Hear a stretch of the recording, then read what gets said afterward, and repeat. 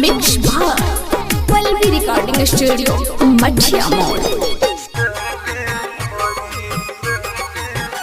हमारा जैसा लइका जो है के परी हो, हमारा जैसा लइका जो है के परी।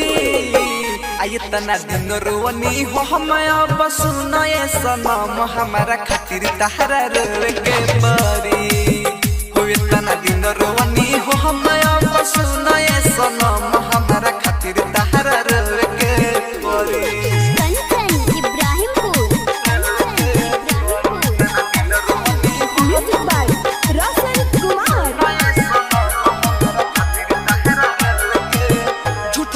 हमारा के कोई बदनाम हो, रहलू हमार बाके तू गइलू मान हो। बने गइलू दूसरा के जाके तू रहनी, आये को बेरे पूछलू ना कैसे जियो तानी। कजरा लोरमा से धोवे के परी हो, कजरा लोरमा से धोवे के परी।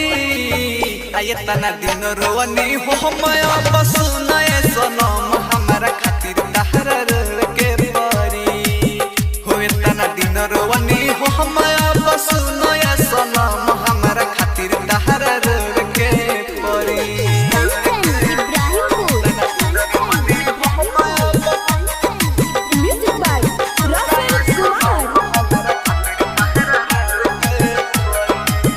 हमारा नियोन प्यार को तो ही ना पैबू, आ फिर पछताई अमर जीत लगे आईबू।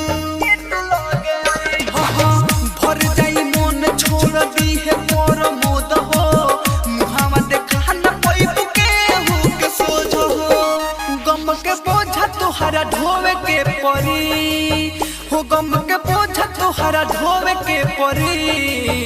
आये तना दिन रोवनी हो हम अब सुनो ये सनम, हमारा खातिर तहरा रोवे के परी हो। तना दिन रोवनी हो हम अब सुनो